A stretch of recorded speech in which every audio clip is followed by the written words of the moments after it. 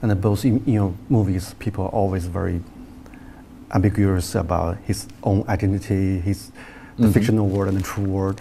Why this kind of things attract you so much? I mean, it's become your major subject to. It's from a kind of philosophical thinking of. My favorite types of films have always somehow related to the thriller genre. I like that form of storytelling, and because the camera pretends to be objective, yes, but it's not. You know, it's very subjective, particularly if you choose to use it in that way. And so, the great masters of suspense, like Hitchcock and Clouseau, they understood how to manipulate and how to align an audience's perceptions with one character or another, with their sympathies going to one character or another.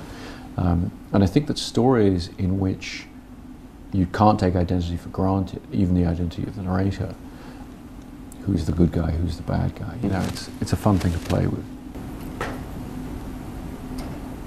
In the past, you always imagine the future, or imagine the maybe not very concrete things, concrete situation. But now you're facing the very concrete historical place and event. So, I mean, the two imagination are very different for you, or similar? I mean, imagine the future. I found it creatively. I found it invigorating because the key difference is that the world of the film, which is something you're normally. The world of the film is something in which, as a writer, I'm normally engaged in constructing from the ground up, particularly in a film like Inception, for example, or Interstellar. You know, the script has to create the entire world of the film and the terms of it. That part of it was already done for me in Dunkirk. That exists, it's real. And so all I had to do was research it and read about it. And so my creative process was then different. I didn't have to build that, I had to explore it. Quite honestly, the feeling of presumptuousness about making a war film as somebody who's never been to war and would, I mean, it's my worst nightmare to imagine having to fight a war. I had the privilege, and my grandfather was in the Air Force and he died in World War II, and I took my children to go and visit his grave. He's buried in France, and when you look at the gravestones of the people who actually died in this, and you think, okay, we're going to make an entertainment, we're going to make a, you know, a cinematic telling of war. That's very daunting, and it's difficult to know how to go about that. And for me, the solution was to not look at Dunkirk as a war film, to look at it as a survival story. And that I felt confident of. I felt confident of being able to tell a suspenseful story about survival. Could or should director be kind of philosopher? I mean, maybe your industry produce your own Michel Foucault, produce your own Nietzsche. Do you kind of see the parallel between them? Well, I think for me, that would be too much of a, it would be too self-conscious to look at filmmaking that way. One of the pleasures of talking about the film... But you are very self-conscious. Well, not at different stages. So you become very self-conscious when you're talking about the film you've made, because you're being asked, you know. For me, I like to really stay focused on the story and the themes of the film. I like to try and do that instinctively rather than self-consciously. And I sort of trust that the way in which I know how to make a film technically, that if there are things that are interesting to me philosophically, that they'll sort of somehow they'll be there. So for example, with Dunkirk, we've tried to make a very intense film that, and that was really the ambition. And so the film's attitude to war, therefore, for me, had to be not self-conscious. I didn't want to make a film that was an anti-war film or a pro-war film or anything. I wanted to make a film that presented my point of view and enjoy that. So from the sounds a little self-indulgent. Yeah. Do you worry about maybe the genre, maybe the big production, maybe stifling your creativity? I mean, from following Insomnia, the different parts. Do you worry about it? Or I don't. I mean, I have worried about it in the past in the case of this film, I very much chose to not worry about it. I very much chose to just say this is a huge film that for a British person particularly, it's a necessary film to be made. Somebody's going to make it. I want to be the person to make it. And so I'm a responsible filmmaker, and I try and, we made the film efficiently. We made it for a good price for the studio and everything. That was our way of kind of dealing with the practicalities. But beyond that, I did not worry too much about the scale. I just said, you know what, we're just going to make the film right, and we need planes, and we need ships, and we need thousands of people, and we're just going to make this film. And I think that was important to do, because the rational part of my brain, the sort of, the businessman, if you like.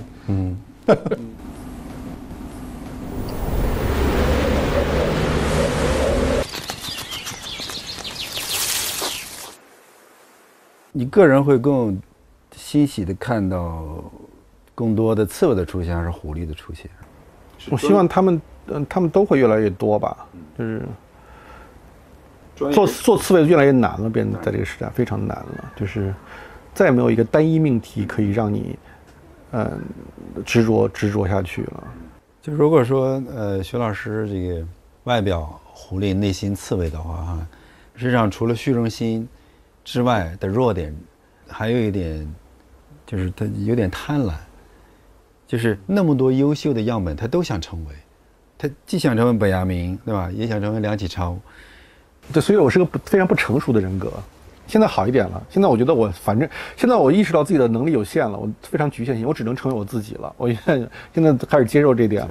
以前我想成为各种人，现在当然是他自己在不断的这个接收、抛弃，对吧？这个在升华的过程，你中间会希望有一天你终于不提这些人吗？为什么要不提呀？就是他们就是我的一部分，为什么要不提呢？难道每个人不是被上一代人滋养吗？被死去的人滋养才变成现在？就是六经助我嘛，就是那是一个多么瞎扯淡的事儿。康有为那样的人，他就是受到廖平的影响，廖平受到王凯运的影响，每个人都有一套思想脉络，怎么可能假装自己是蹦出来的人呢？而且太阳底下无新鲜事，你能说出多少崭新的东西吗？必须活在这些大师的阴影里。我们必须承认这种阴影，在阴影中创造一点，或者假装创造一些可以超出阴影范围的东西。就像诺兰也在他的传统里面，没有那个 Kubrick， 没有这些 Ridley Scott 这些人，没有诺兰。我觉得我们做这个节目，包括做诺兰也好，我觉得我们都是在寻找某种历史意识。这些人他不是突然发生的，可能我不喜欢这个时代的就是很多东西，原因就是大家误以为很多东西是崭新的。就是我可能希望自己是一个给一个时代提供某种就反作用力的人，或者说相反声音的人。对。What's the most flawed part of yourself? I don't want to go there. I drink too much tea.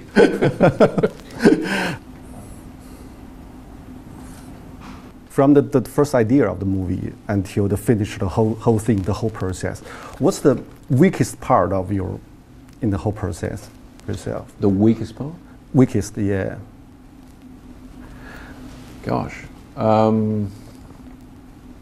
That's a difficult thing to answer, because the way the job of director works is what I like about it is you're not responsible for any one thing. And so your responsibilities are spread, you get to dabble. You do a bit of everything. And so for me, it's not really about weaknesses and strengths, it's about an overall, I suppose, an overall mediocrity. It's like I have to be pretty good and kind of know quite a bit about a lot of different things. And so that's kind of fun. You don't have to be, you have experts around you. I have a fantastic director of photography. I have a fantastic designer. I have a fantastic editor and everything. And so I'm really just there to sort of, try and give them focus or try and inspire them to do their best work. And I think that's one of the reasons I really like the job of director. And so I'm not the member of the team who has to have a specific strength, a specific weakness. I sort of need to be pretty good at a bunch of different things and kind of just keep it. Must be Fox. Is there some kind of limitation you hate it, you want to overcome it?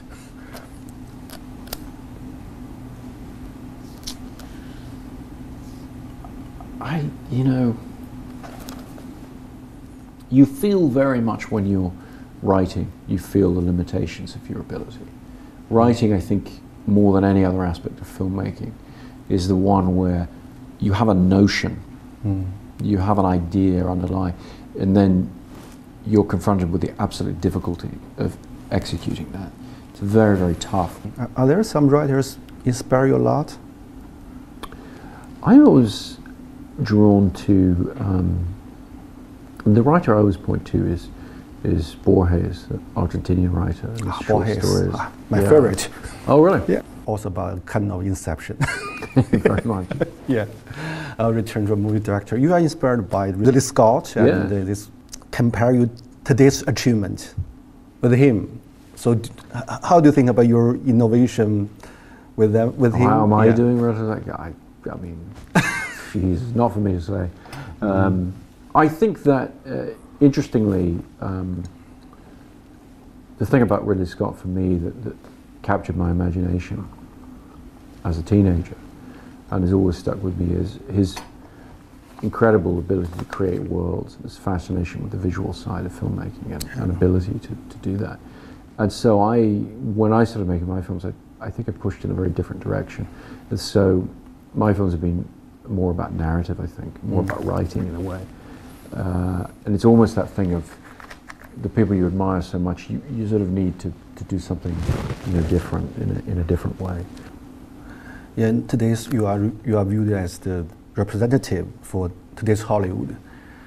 And how do you think about the tradition of Hollywood? I mean, from the John Ford, from the Coppola until James Cameron until you. I mean, you're part of tradition, or how do you define the tradition, and do you contribute something different in the tradition? Well, I think it comes back to everybody here wanting me to talk about judge myself. Well, no, it's very tough. What I feel a responsibility to do, what I'm trying to do, is add something to that development or that evolution. But I would be lying if I said I knew what it was that I could or had done.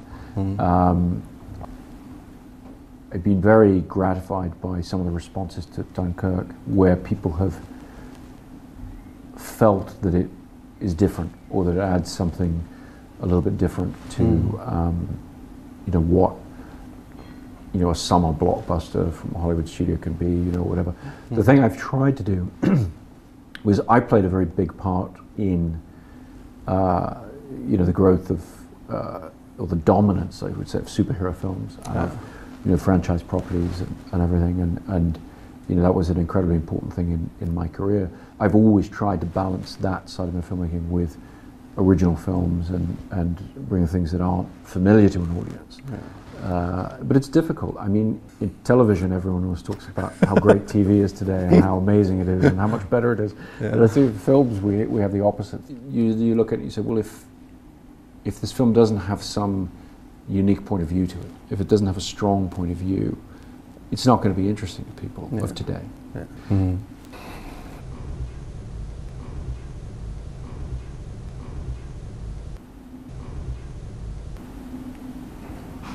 Could you imagine if you were in Dunkirk, what kind of role you will be played? You will be desperate, or you will be hopeful, or brave, or cowed? I think what the film tries to say very strongly is we cannot know until we are faced with the situation. We like to think that we would behave in a noble way. I wanted to be more real than that. You know, human beings, we're very flawed creatures. Okay, thank you so much. Thank you. Running out. Thank you. Yeah, next time we can talk about Borges. Yeah, exactly. Yeah. Is he well known in China? Yeah, quite popular among writers and thinkers. Yeah. Interesting. But good trip. Thank you very much. Nice. Take care.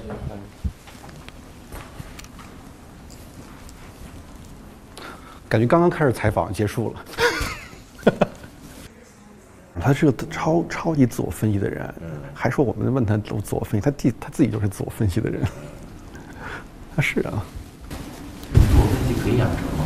当然了，这英国训练最重要的就是自我分析啊。了解之后，你对他的评价比之前会高一点呢，还是说是接受存在即是合理的事实？我就稍微更理解一点他们，在他们做出判断的时候没那么粗暴了。每个人每个行业里面都有他内在的脉络，我们很多外面的人看不到他内在的脉络是什么。所以这过程中帮我更理解了一些内在的脉络，其实也是帮我更理解这个社会的构成嘛。看你一直在做技术，是现在诺兰的。他不是思想家呀，你不要把，就是我们不能把诺兰当成一个思想家来看待，因为这个时代可能不产生那样的人。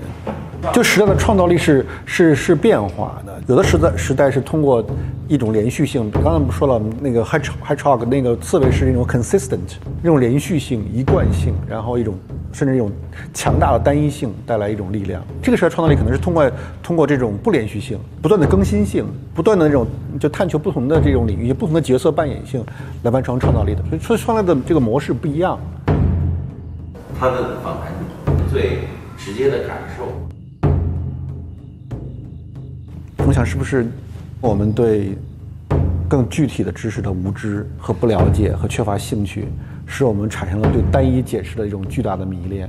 这背后是我们非常深沉、非常强烈的知识上的懒惰。就像我们想老追求那个刺猬一样，这是我们思维的某种特性吧。我不能说完全是缺陷，是某种特性。我们老认为存在着某种单一本质可以解释很多东西，然后我们也希望某一个人成为那种单一本质的代表。这是我们思维上的困境，这是我们非常不狐狸式的思维的困境。我觉得我们社会很多人，包括我自己，可能我们都是非常失败的思维，我们被这种单一性所控制。我希望，我有时候想警惕这种东西，包括每集我们最后老要追问一个东西，我不知道有时候我就怀疑这种追问吧。要对我来说，我觉得可能第二集真的不用，就是他如果云淡风轻就云淡风轻的。也不对，我想想啊。